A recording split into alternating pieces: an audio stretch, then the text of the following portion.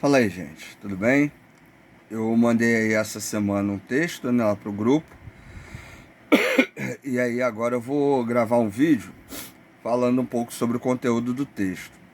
No texto eu faço a introdução, né, explicando aí sobre o que é a homilética. A gente já até tinha visto isso, né, em alguns outros vídeos e materiais, falando sobre a ideia de que a homilética é a área, né, do estudo bíblico que nos permite preparar o sermão, né? Então eu faço exegese, faço trabalho hermenêutico, que é o trabalho de pesquisa.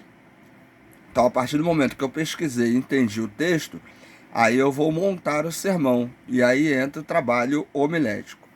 O que eu queria focar nesse vídeo seriam os tipos de sermões. Eu já havia falado com vocês que quando a gente faz um estudo da Bíblia, estudo bíblico, existem as abordagens, né? Tem aí a abordagem fundamentalista, a dogmática, o método histórico-crítico e da teologia da libertação. Cada uma dessas abordagens vai entender o texto bíblico de uma maneira. E a partir disso, obviamente, cada abordagem dessa vai estruturar a mensagem do texto, né? Um pregador, um pastor, um professor de EBD que for pregar, ele vai pregar de acordo com uma dessas abordagens. Por exemplo, se eu pego o texto de Gênesis 1, na perspectiva fundamentalista, ou melhor, capítulo 1 de Gênesis, né? Na perspectiva fundamentalista, eu vou ler o texto e não vou questionar o texto. É aquilo que está ali. E aí, quando a pessoa for pregar em cima do texto, ela vai pregar em cima do texto em português, sem tentar analisar, né, o gênero literário, o contexto, a época que foi escrito, o objetivo e todas as influências que cercam o texto. Simplesmente vai dizer que ali é a forma, está escrito como Deus criou o mundo. Ponto final. E na mensagem vai estar transparecendo isso. Na abordagem dogmática, vai depender da doutrina da pessoa. Então, numa doutrina mais conservadora, vai dizer que Deus criou daquela maneira, vai dizer inclusive que o intervalo entre Gênesis 1 e 2 foi a queda do diabo, né? Tem algumas doutrinas que defendem isso. Então, cada doutrina aí tem gente que vai falar do Kairos, né, que é o tempo de Deus, e aí do Eon, né, apesar de serem termos em grego e o Antigo Testamento ter sido escrito em hebraico, mas dependendo da perspectiva doutrinária, as pessoas pegam esses termos, misturam, né, confundem algumas ideias, e aí vão pregar aquilo que cada doutrina determina. No método histórico-crítico, já vou estar mais preocupado com o processo de produção, né, tentando entender se existiam textos mais antigos. E aí, a partir do método histórico-crítico, né, a análise, por exemplo, de alguns mitos antigos persas e babilônicos, como a epopeia de Num-Elish, a epopeia de Gilgamesh, que são textos parecidos com o texto de Gênesis 1. E aí o objetivo de Gênesis, capítulo 1, seria um combate a teologias persas e babilônicas, que teria sido um texto compilado aí durante o exílio babilônico, né? Então o texto teria muito mais do que o objetivo de mostrar como Deus criou, mas de apresentar que foi Deus quem criou, que Deus é o Deus supremo acima de todos os outros. Então, nessas três abordagens, vocês viram que dependendo de como eu pesquiso o texto, dependendo de como eu faço a abordagem do texto, a mensagem vai ter diferença, né? E na perspectiva da teologia da libertação, ou político-social, uma abordagem que vai tentar entender as dinâmicas políticas, econômicas e sociais que estão por trás do texto. E aí a dinâmica de pesquisa é muito parecida com o método histórico-crítico, e aí tentar entender, por exemplo, as rivalidades ideológicas entre o Deus judeu e os deuses persas, né? Quem seria o Deus mais poderoso nessa perspectiva? E o objetivo do texto seria o de fortalecer a fé judaica, apesar de todas as dificuldades que o exílio tem tratado. Então, o objetivo de Gênesis 1 seria um reforço ideológico e teológico à fé em Deus, né? No Deus judeu. Então, cada abordagem dessa vai me gerar uma mensagem diferente, uma maneira de pregar diferente. Então, por isso que a gente começa, né, falando sobre a questão da exegese e da hermenêutica. Então, a partir disso, eu vou ler aqui um trecho do material que vocês receberam lá no grupo sobre as características e tipos de pregação, né? Primeiro é a pregação expositiva, foca na explicação do texto bíblico. E aí estaria mais ligada à questão do método histórico-crítico, por exemplo, né? O exemplo aqui, ó, Romanos 12, 1 e 2, né? Ó, rogo-vos, pois, irmãos, pela compaixão de Deus, que apresenteis aí os vossos corpos como sacrifício vivo, santo e agradável a Deus, né? Então, a partir desse versículo, qual seria a ideia? Eu iria traduzir do grego para o português, eu ia ver o contexto, quem escreveu, qual a mensagem, qual o objetivo, né? O que ele está preocupado em trabalhar, como eu poderia aplicar essa mensagem para hoje. Então, quando ele vai falar que os vossos corpos são sacrifício vivo, santo e agradável a Deus, ele está fazendo a referência ao sacrifício do Antigo Testamento, por exemplo, né? Então, de que maneira esse texto pode ser explicado, entendido, e a sua mensagem ser trazida para hoje, respeitando o objetivo do autor original e o seu contexto original. Então, a pregação expositiva, geralmente, ela parte de uma tradução da língua original para o português, de um entendimento do objetivo do texto, né? Qual a mensagem, data, né? Você faz aquelas perguntas, né? Quem escreveu, para quem escreveu, quando escreveu, qual o objetivo, qual a mensagem e como eu posso aplicar esse texto hoje. Na pregação temática, que é o segundo tipo de mensagem, eu vou tratar de um tema específico. E aí eu posso, por exemplo, trabalhar vários versículos, né, que tratam de um tema. O perigo é que, às vezes, nesse tipo de pregação, a pessoa acha que porque tem uma palavra em português, está tratando do mesmo tema. Então, o ideal seria realmente fazer um estudo, né, uma boa exegese desse tipo de texto, né, para poder entender o que ele realmente quer dizer e aí encaixar esse texto no tema, né? Então, a pregação temática, ela trata de um tema específico, utilizando diversas passagens da Bíblia. Por exemplo, aqui o tema do amor. Aí aqui no exemplo tá 1 Coríntios 13, João 3,16 e João 4,7. Numa mensagem temática, às vezes não é levado em consideração os termos em grego, a tradução, e a tradução dentro do contexto. Como eu já até costumo falar, já falei isso na igreja, né, em vários locais. Por exemplo, o amor ali em 1 Coríntios 13, o termo ali é ágape, que é traduzido por caridade. E não é necessariamente o amor entre homem e mulher, né? Não é a relação, por exemplo, que o pessoal faz de casamento. Tem a ver com o serviço que eu desenvolvo na igreja, que tem que ser por caridade. Então, o que eu faço na igreja, os ministérios que eu desenvolvo, é por amor, é por caridade, não pelo aquilo que eu posso receber em troca, tá certo?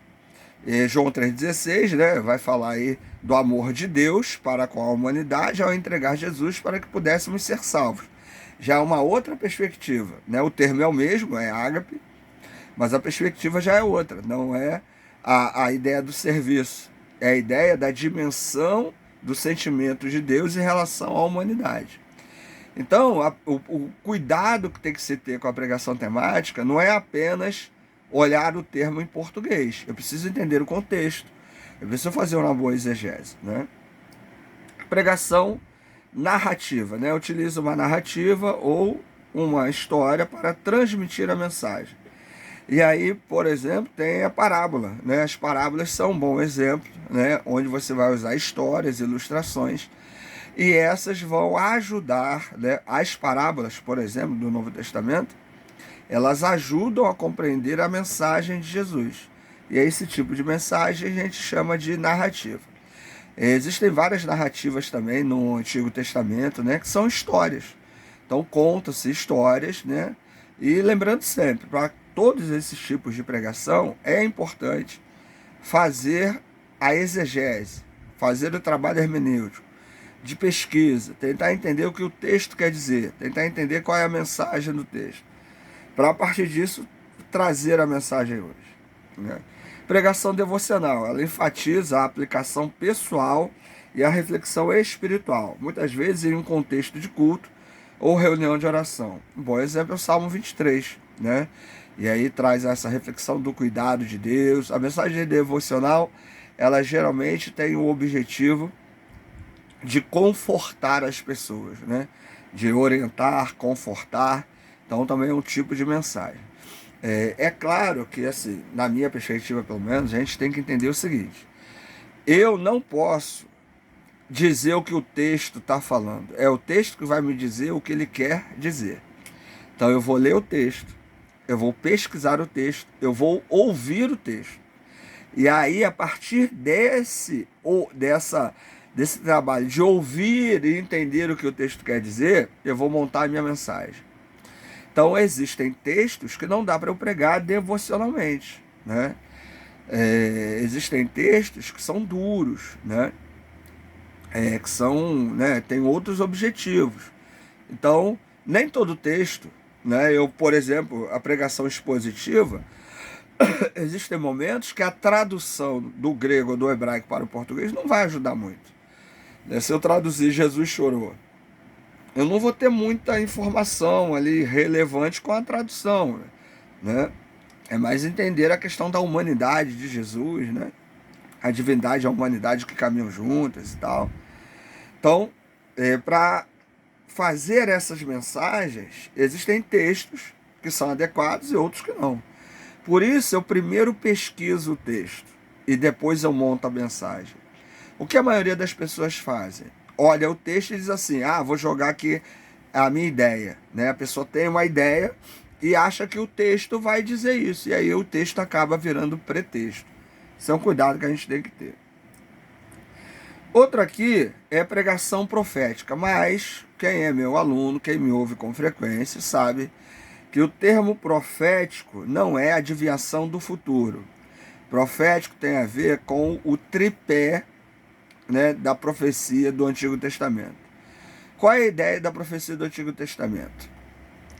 Apelo à justiça social, denúncia do erro e proclamação dos desígnios de Deus. Então, a pregação profética, ela envolve a declaração de verdades que desafiam ou exortam a audiência, muitas vezes abordando questões sociais ou morais. Então, não é, né, que o pessoal usa o termo profecia como se fosse adivinhação do futuro. Fulano é profeta, vai lá que ele vai dizer como é a sua semana. Isso é adivinhação. Adivinhação é até pecado. Deus usa pessoas, Deus faz o que ele quiser, da maneira que ele quer. Mas não confunda a profecia com a adivinhação. Então, pregação profética é aquela que exorta, é aquela que apela à comunidade para o desenvolvimento, né, de ações ligadas à justiça social, ao bem comum, né? E a gente hoje está precisando muito disso, né? O mundo individualista, egoísta que a gente está vivendo, é importante a gente lembrar, né, dessa nossa ação profética. Apelo à justiça social, denúncia do erro e proclamação dos desígnios de Deus. Por exemplo, época de eleição, muito pastor, muito líder religioso se junta aí com político, né? Isso não é ação profética. A gente tem que denunciar isso. Pastor não tem que se envolver em política, né? Tem deputado, pastor fulano. Está errado, né? Se ele quer ser deputado, ele larga a igreja. Por quê? Porque o pastor, o pregador, o cristão, ele é um profeta, ele denuncia o erro. E qualquer nível de envolvimento político haverá erro, haverá maldade, haverá corrupção. Porque é um meio corrupto. Então, o cristão, nesse meio, ele tem que denunciar o erro. Ele vai conseguir estar nesse meio? Não vai, né? Então, nossas ações são proféticas nessa perspectiva, né? E não de ficar adivinhando a vida dos outros. Isso aí é pecado, né? E aí eu uso até aqui o texto de Jeremias 29, né? Que eu bem sei os planos que tenho para vós. Aqui está falando aí um período de opressão, né? O povo está novamente aí no cativeiro, sem esperança, e o texto está aí trazendo a proclamação de que Deus está com o povo. E durante o livro de Jeremias, quem já leu lá na igreja, a gente estudou, né? Acabamos hoje aí estudando o livro de Malaquias, o Antigo Testamento. Daqui a pouco vamos começar o Novo Testamento. Mas nós lemos, né, o livro de Jeremias, onde o profeta reclama, né, da frieza do povo, da falta de obediência do povo, prega durante 23 anos e ninguém ouve a sua mensagem. E ele com a mensagem profética de denúncia do erro, de apelo à justiça social, de proclamação da vontade de Deus. Então, é claro que dependendo do livro que você leia, né, do manual de homilética que você leia, cada texto vai ter aí a sua maneira. Eu estou meio resfriado, né? Desculpa aí. Cada texto vai ter cada livro, né, vai apresentar essas pregações com o nome, né? Mas de maneira geral elas seguem essa linha. Então sempre que você ouve um pregador, um exercício que eu vou te propor, tenta identificar o tipo de pregação que você está ouvindo, né? Tenta identificar para saber se o pregador está aí fazendo uma pregação devocional, expositiva, temática, né?